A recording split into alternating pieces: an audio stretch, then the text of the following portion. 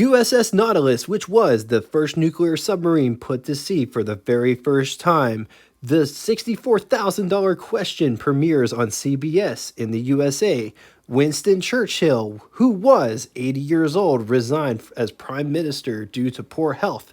The year is 1955, and this ambassador was on offer from Nash, which is part of AMC. But before getting into all of it, I'm Jay. Welcome to What It's Like, the automotive channel that loves the cars off the beaten path. We cover the classics, vintage, some appliances. We dive in deep on history, specs, and design of these rolling works of art. If that sounds like a channel that would interest you, something that you will totally dig, subscribe and hit the bell icon next to it to never miss a video. 1955 Nash model lineup. But before getting into all of that, for those that don't know, Nash and Hudson merged in January of 1954 to spawn one of the most overlooked, underrated companies to ever drive God's green earth, American Motors, or AMC for short. And the Hudson nameplates, as well as the Nash nameplates, would continue for 55, 56, 57 was the last year for both Hudson and Nash. AMC would go all in on Rambler in 58. 1955 Nash model lineup. You had the Metropolitan. Then you had the Nash Healey, which was their sports car offering. Statesman, Ambassador was at the top. 1955 Ambassador could be had as a four-door sedan or two-door hardtop. Two trim levels were on offer, Super and Custom. The two-door hardtop could only be had in custom trim.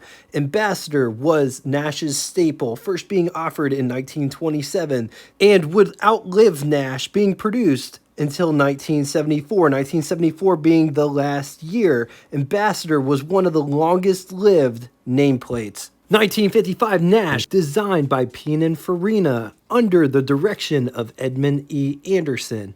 1955 saw a facelift, so let's compare. 54 on the top, 55 on the bottom, starting in the front. These are completely different, but both are very curvy. The lights have been moved from the front of the fenders to the grill section on the 55. Both have this floating grill thing going on, but the grills are totally different. Turn signals are vertical on the 55 versus horizontal on the 54. They're also bigger on the 54. Bumpers are totally different between these two. The bumperettes and or overriders are taller on the 54. Badges in the center of the grille are different. Flying Lady on the 55, whereas this one doesn't have a Flying Lady on the 54. Moving to the side profile, more wheel is covered on the 54 versus the 55. Also, check out how different the front fenders are. Moldings are different between these two. The roof lines, however, are the same. But check this out. The 55 has a wraparound windshield, whereas the 54 doesn't. Also, the vent windows are different. Because the 55 has a wraparound windshield, it has a rectangular vent window, whereas the 54 has a triangular vent window. Direct your attention to the door designs. On the 54, it has lines sort of like a Metropolitan, whereas the 55 is smooth.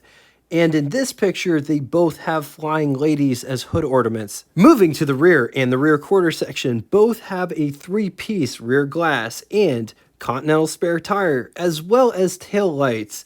Trunk profile. The only difference that I can see are the bumpers and bumperettes are taller on the 54, as well as the tailpipes are different. Moving inside, they're very similar. On the inside, the biggest difference is the turn dash on the 55. Which one do you like better? All right, let's talk specs. 219.25 inches long, 78 inches wide, 62.25 inches tall. It rides a wheelbase of 121.25 inches. It weighs 3,750 pounds. Price, $3,095, which is equivalent to you spending $35,456.92 in the year 2023. Total 1955 Nash production was 96,156 units, of which total Ambassador/Statesman was 40,133 units, and of that number, two-door Ambassador custom hardtop was 1,775 units. Moving on to engines, Two engines on offer. The base engine was 252.6 cubic inch displacement, overhead valve 6, 4.1 liters. It's good for 140 horsepower at 3,700 RPM, 230 pound-feet of torque at 1,800 RPM, with a bore of 3.5 inches and a stroke of 4.4 inches. Compression is 7.6 to 1 with 7 main bearings. When backed with a 3-speed manual with overdrive, 0 to 60 could be had in 13 seconds. Theoretical top speed 96 miles per hour while achieving an average 14.6 miles to the gallon. Optional engine was a V8 supplied by Packard, 320 cubic inch displacement, V8 5.2 liters. It's good for 208 horsepower, 4,200 RPM, 300 pound-feet of torque at 2,200 RPM. With a bore of 3.8 inches and a stroke of 3.5 inches, compression is 7.8 to 1. 5 main bearings cast iron. When backed with a 2-speed automatic Ultramatic, top speed was theoretically 103 miles per hour, 0 to 60 11.8 seconds, while achieving an average fuel economy rating of 11.9 miles to the gallon. Transmissions, there was 3 transmissions on offer. With the Packard V8, you had the Ultramatic, or if you got the regular engine, you could get the 3-speed manual with optional overdrive, or 4-speed automatic Hydromatic. Let's talk styling. Just look at these. Also look at where the running lights and or parking lights are mounted. Also notice how these two pieces kind of come together in a peak. Also notice this design. It's not, there's another piece here that bulges out, comes down. There's lots of cool lines to look at on this car. Also the bumpers comes up here. This has like a little ridge. Bumperettes. Lights. Check out how this grille is designed. Also nice Nash badge there.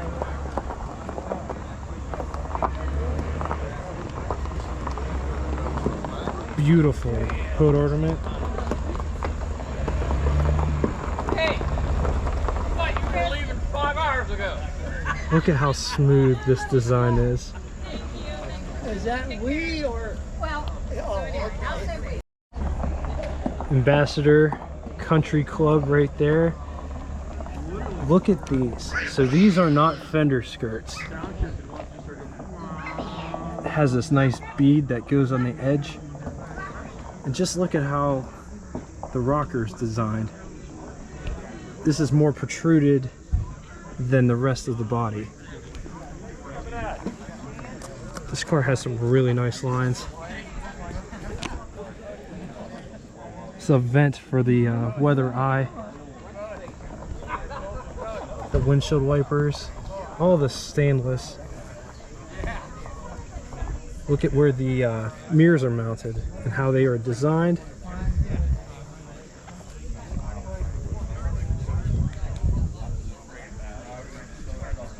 This car does have sort of drip rails as it runs down the length of the car. I guess you could maybe call it a drip rail. It's not really a rail. The brake just extends out past. Nice Farina badge there. This one's got wraparound back glass. Notice it's 3 pieces.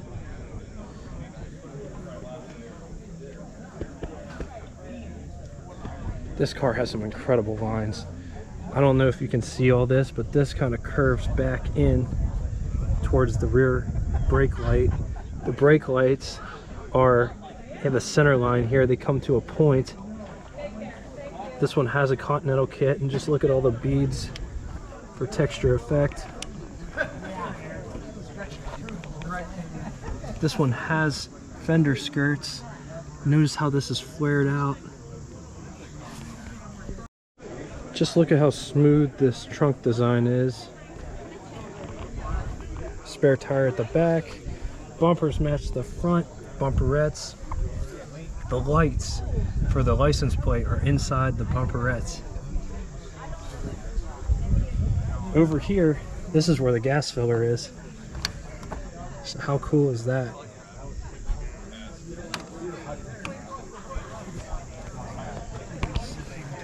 Nice V8 badge there. Look at all the textures. Just look at this design at the rear.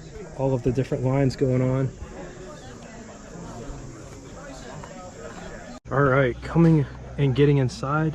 Just notice these door handles. You go up and you squeeze them together. This door has a lot of heft to it. Just look at all of the door panel design. I love how this separates color. It comes back down around to this point here and then back up. Look at it on the other side. Look at how it flows. That is really cool. Armrest, door handle to get out, window crank for the big window, and it operates like this. And just notice all of the trim. So look how thick it is. Very thick window. Window crank for the vent window, just like that. Just look at how this door is designed, how it comes to the base of the wraparound windshield.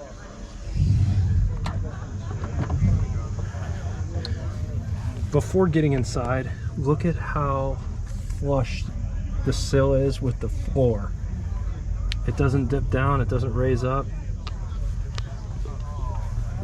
Coming down inside the pedal box down here, high beam, brake pedal, gas pedal. Take a look at this interior.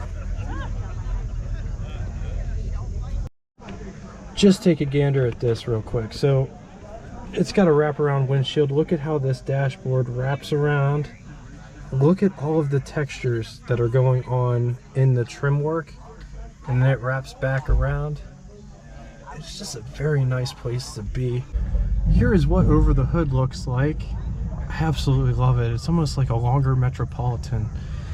Here is what first person over the hood looks like. Underneath the steering wheel, there is space to put my hand between my lap and the steering wheel. I only show that because if you don't fit in the car and the steering wheel is rubbing your crotch, it's not the best place to be.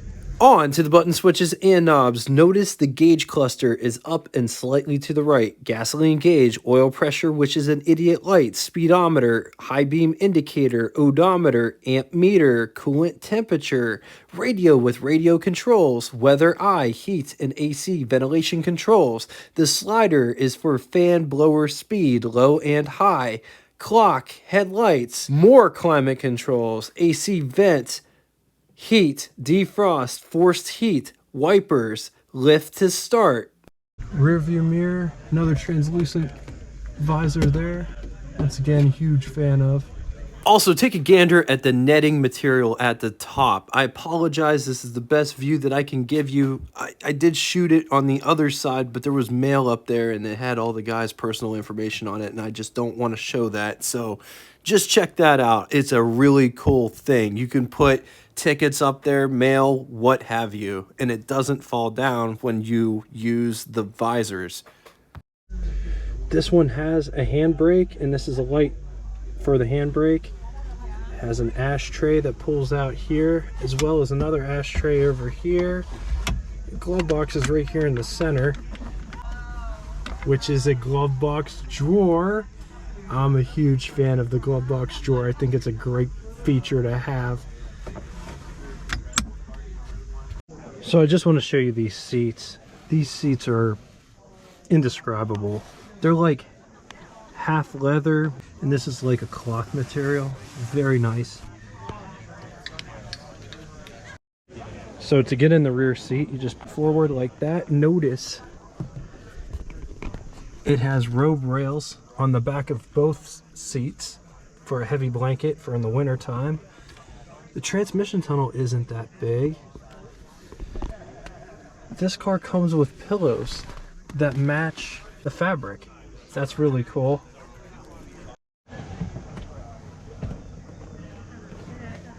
Here's what the front looks like from the back. Let's take a quick gander at the pillar to glass ratio or greenhouse, which is phenomenal in this car. It's very nice and bright and airy. This one has a parcel shelf, which is body colored, another cool feature. And that's what visibility looks like out the rear. Creature comforts, this car is really nice. It's got the robe rail. This seat It locks in the upright position. This seat's more reclined, but it's not. There's tons of space back here. From about my wrist to the back of the chair is the space. There's a dome light up here with on-off switch. Doors open so the light's on. Window crank for the big window, and it operates like this. And just look at how nice this is. It's got this nice gasket to seal the other window. Just look at how this is all framed out. Also, look at the design of the window. It's just a really cool shape. Also, the hole in which it goes into. Coat hook, ashtray, as well as armrest, window crank, which we've already discussed. Just show you this engine, Packard V8 down inside here. You got a generator there. Oil filter is in this can. This car has power steering. Battery box is up here. Look at this hood insulator. That's pretty cool. On the positive side, epic car that is very rarely seen. When I was walking up to the car show and I saw this, I was like, I really need to talk to that guy and see if there's any way we can feature this for the channel, because 2 doors are rare. I've never saw another one. 4 doors, yes. 2 doors are like seeing a unicorn in the wild. The comparison was done with 4 doors because I couldn't find the angles in 2-door form. This car is spacious. Front and rear, excellent greenhouse, great visibility out of the front windshield and just about everywhere, frankly, because the greenhouse is so good. The seats are super comfortable and they felt like Kaiser bamboo seats in texture. Maybe not quite that extreme, but very similar. Glove box drawer, which I'm a huge fan of. Against it, these cars are extremely rust prone with tons of places for water to collect and just rot the car out. Hence, there's not that many left. These are all unit body construction, so if you ever plan on buying one, be sure to check it through thoroughly. All right, now it's time for Would You Rather. 2 scenarios today. In the first scenario, would you rather have a 1955 Studebaker President or 1955 Nash Ambassador or 1955 Hudson Hornet? I'm going to leave this here for a minute. If you need more time, feel free, pause the video. Moving on to the second scenario, bits outside the box. 1955 Kaiser Manhattan or 1955 Nash Ambassador or 1955 Packard Clipper. And believe it or not, the Packard Clipper could be had for just a wee bit less than the Nash Ambassador. Going to leave this here for a minute. If you need more time, feel free, pause the video. All right, now it's time for Name That Tune. First person to get both the name of the band and the song title correctly in the comment section will have their comment pinned to the top of it. Nobody got that one from a few days ago, so I wanted to reuse it and see if anybody can get it now. Thank you all so much for coming out and watching this. If you'd like to get in touch with me, shoot me a comment in the comment section below or check out our Facebook group that correlates with this YouTube channel. I call it the After Party. Gives you the opportunity to share your rides, stories, experiences with all of us. Anything car related will fly on there. If you don't have Facebook and you would still like to reach me, send me an email. All of it will be linked in the description below. Just know, I really do appreciate everything from you guys. I love the criticism. I love the feedback. I love the comments. Until next time, toodaloo! Precious and few are the moments we two can share.